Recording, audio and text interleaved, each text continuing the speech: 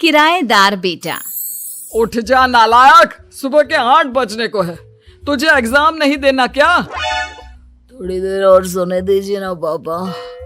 तू उठता या फिर मैं तेरे ऊपर पानी फेंकूं? रोज गधों की तरह सोता रहता है, पेपर की कोई टेंशन ही नहीं है।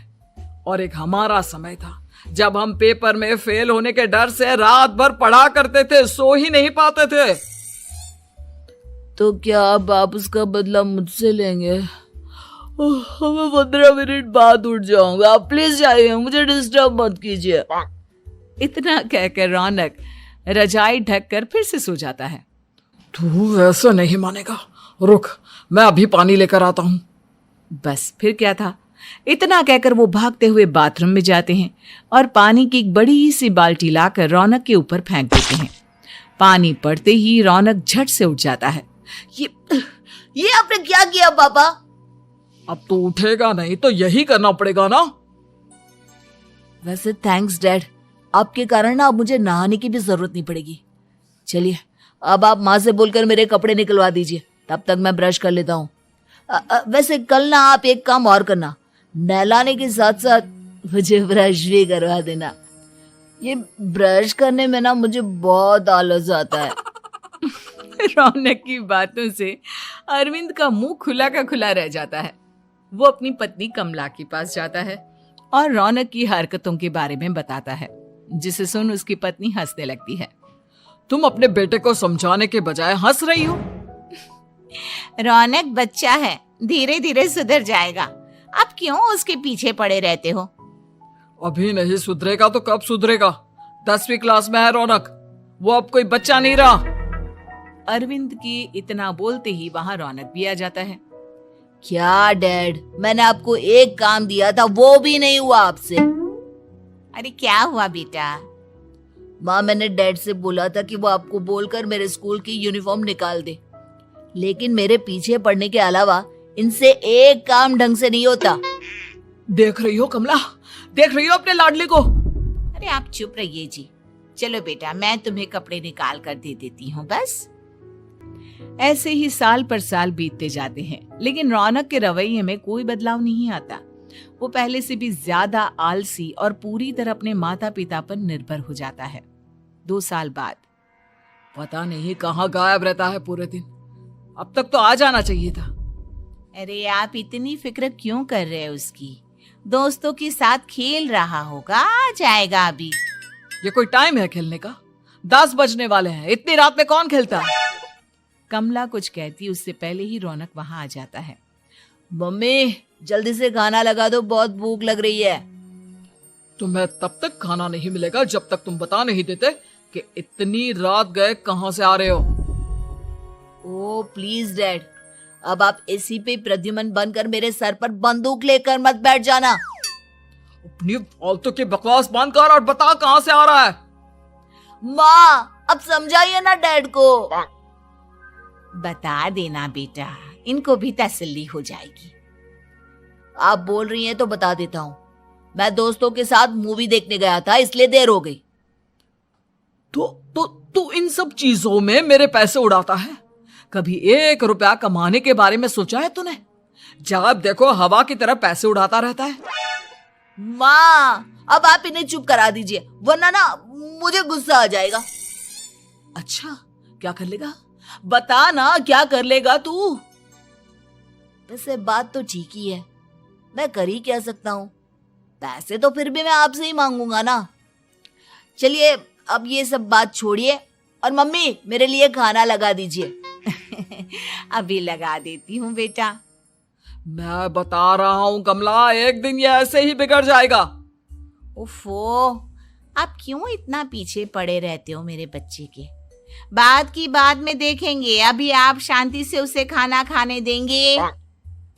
अगले दिन डैडी मुझे 10,000 रुपए चाहिए। हाँ? अब इतने पैसे क्यों चाहिए तुझे? डैड अब बिना सवाल किए कभी पैसे नहीं दे सकते क्या? जब तक तू बताएगा नहीं तुझे पैसे भी नहीं मिलेंगे। अरे अब आप अपने बेटे को पैसे भी नहीं दे सकते? नालायक, तेरी उम्र के लोग नौकरी करते हैं और एक तू है जो नौकरी करने का नाम ही नहीं लेता कभी। आप लोगों के होते हुए भला मैं नौकरी क्यों करूं? अरे हम कब तक पैसे देंगे तुझे? तुझे भी तो अपने पैरों पर खड़ा होना होगा ना। कौन सा उधार के पैरों पर खड़ा हूं? अपने ही तो पैरों पर खड़ा हूं मैं। इसी तरह रौनक दिन प्रतिदिन लापरवाह होता जाता है। उसकी लापरवाही को देखते हुए अरविंद और कमला अपने बेटे की शादी कराने का फैसला लेते हैं और 1 महीने के अंदर अंदर ही रौनक की शादी मेघा नाम की लड़की से करा देते हैं। शादी के कुछ दिन बाद, रौनक, मुझे एक अच्छी सी साड़ी चाहिए, आप ला दोगे ना? हाँ, क्यों नहीं। कितने तक की आती है साड़ी? यही करीब 5,000 तक की। तुम चिंता मत करो, मैं आज ही डैडी से पैसे मांगकर तुम्हारे लिए साड़ी ले आऊंगा। आप कब तक ऐसे ही अपने पापा से पैसे मांगते रहेंगे? कोई अच्छी सी नौकरी क्यों नहीं कर लेते आप? अरे डैड के होते हुए मुझे नौकरी करने की जरूरत ही क्या है? पर आप ऐसे कब तक उनसे पैसे मांगते रहेंगे? कुछ आपको अपने दम पर भी तो करना होगा ना। अब तुम भी बाकी लोगों की तरह मुझे ज्ञान देना शुरू मत कर देना। साड़ी चाहिए ना तुम्हें, मिल जाएगी बस। इतना कहकर रौनक अपने पिता से पैसे मांगने चला जाता है। डैडी, मुझे 5,000 रुपया चाहिए। अब 5,000 क्यों चाहिए तुझे? वो मेघा को साड़ी चाहिए थी। अरविंद आगे बिना कुछ कहे चुपचाप उसे पैसे निकाल कर दे देता है। कुछ दिन बाद, तुम्हें नहीं लगता कमला, रौनक हम पर पहले से भी ज्यादा डिपेंड हो गया है? मुझे तो अब उसके भविष्य की चिंता होने लगी है। कल को हमें कुछ हो गया तो वो क्या करेगा? काश तुमने पहले ये सोच लिया होता तो आज हमारा बेटा इतना लापरवाह नहीं होता। तब मुझे कहाँ पता था कि मेरा लाड प्यार उसे इतना बिगाड़ देगा कि वो इस हद तक लापरवाह बन जाएगा। कोई बात नहीं, अभी भी देर नहीं हुई। मुझे पता है उसे कैसे सुधारा जा सकता है। कैसे? अरविंद कुछ कहता उससे पहले रौनक वहां आ जाता है और पैसों के लिए हाथ फैलाने लगता है। डैड, मैं और मेघा बाहर घूमने जाना चाहते हैं। अरे वाह, ये आज सूरज कहाँ से निकला है? Dad please. अच्छा चलो अब मुद्दे की बात करो। मुझे अब 25,000 चाहिए। अब तुम्हें 1 रुपया भी नहीं मिलने वाला। अगर तुम्हें पैसों की इतनी ही जरूरत है तो कोई ढंग की नौकरी कर लो। मम्मी, आप कुछ कहिए ना डैड को। बेटा, वो गलत क्या बोल रहे हैं? ये सब हम तेरे भले के लिए ही तो कर रहे हैं। मम्मा, मैंने बताया ना आपको, मुझे नहीं करनी कोई जॉब वॉब। तो ठीक है, निकल जाओ हमारे घर से।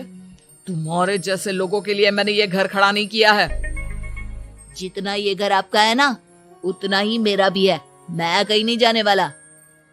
जाना तो पड़ेगा ही तुझे, क्योंकि अब मैं तेरा कोई भी खर्चा नहीं उठाने वाला। ठीक है, मत उठाइए मेरा खर्चा, मैं अपने दम पर भी जी सकता हूँ। तो बेशर्मों की तरह अब तक यहाँ क्यों खड़ा है? अपना सामान ले और निकल जाए यहाँ से। रौनक पैर पटकते हुए वहां से चला जाता है। घर से निकालना जरूरी है क्या उसे? बिना पैसों के कौन रखेगा उसे किराए पर? अगर उसका भविष्य सुधारना है तो हमें अपने दिल पर पत्थर रखकर ये कदम उठाना ही होगा। दोनों बात कर रहे होते हैं कि रौनक अपनी पत्नी के साथ एक बड़ा सा बैग लेकर घर से निकल जाता है, लेकिन घर से बाहर उसे कोई भी मुफ्त में अपने घर किराए पर नहीं रखता। अंत में थक हार कर वो फिर से अपने घर चला जाता है। क्या हुआ? थोड़ी देर पहले तो दहाड़ते हुए घर से निकला था, अब क्या हुआ? नहीं रखा ना किसी ने तुझे किराए पर? डैड प्लीज, मैं कुछ दिनों में कोई अच्छी सी नौकरी शुरू कर दूंगा। आप तब तक तो हमें रख लीजिए प्लीज। सुबह से रात हो चुकी है लेकिन कोई हमें रखने को राजी नहीं है। अब आप ही बताइए, इतनी रात को मैं मेघा को लेकर कहाँ जाऊंगा? ठीक है ठीक है, बहू की वजह से मैं तुझे घर पर रख रहा हूँ, लेकिन तू इस घर में एक बेटे की नहीं बल्कि एक किराएदार की हैसियत से रहेगा। 3 महीने हैं तेरे पास। इन 3 महीनों के अंदर अंदर मुझे तेरी पहली तनख्वाह हाथ में चाहिए, समझ गया? पक्का डैड, इन 3 महीनों के अंदर अंदर तो कोई बढ़िया सी नौकरी ढूंढ ही लूंगा मैं। ऐसे ही धीरे धीरे समय बीतने लगता है और अरविंद के दिए 3 महीनों में से 2 महीने बीत चुके होते हैं। पापा जी ने हमें 3 महीने दिए थे, जिसमें से 2 महीने तो बीत चुके हैं। अब ये आखिरी महीना बचा है। अरे तुम चिंता मत करो, आज मेरा ना 2 जगह इंटरव्यू है, दोनों में से कहीं ना कहीं तो जॉब लग ही जाएगी। अच्छा, all the best. Raunak interview के लिए निकल जाता है, जिसके बाद शाम में रौनक घर आता है। कैसा गया इंटरव्यू? आपकी नौकरी लगी या नहीं? अरे पहले सांस तो ले लेने दो अच्छे से। बताइए ना, मुझसे तो जरा भी इंतजार नहीं हो रहा है। वो दरअसल बात यह है कि मेरी नौकरी तो लग चुकी है, लेकिन पैसे बहुत कम है। कितने पैसे हैं? 15,000। इतने में अरविंद और कमला मिठाई का डिब्बा लेकर आ जाते हैं। बधाई हो बेटा। हम जानते थे तेरी जॉब जरूर लगेगी। लेकिन मेरी सैलरी बहुत कम है मम्मा। कम है तो क्या हुआ, धीरे धीरे बढ़ जाएगी। हाँ बेटा, हम तो बस चाहते थे कि तू अपने पैरों पर खड़ा हो जाए। मतलब अब आप मुझे घर से नहीं निकालेंगे? नहीं, ये सब हमने तुझे जिम्मेदार इंसान बनाने के लिए किया था। Thank you mummy papa. अगर आप दोनों ऐसा नहीं करते तो मुझे कभी अपनी जिम्मेदारियों का एहसास तक नहीं होता। आज आपने मुझे सिखा दिया कि इंसान का अपने पैरों पर खड़ा होना भी जरूरी होता है। इतना कहकर रौनक झट से अपने माता पिता के गले लग जाता है और अपनी कमाई की पहली तनख्वाह वो अपने माता पिता के हाथ में सौंपता है। इस तरह रौनक एक गैर जिम्मेदार व्यक्ति से एक जिम्मेदार व्यक्ति बन जाता है।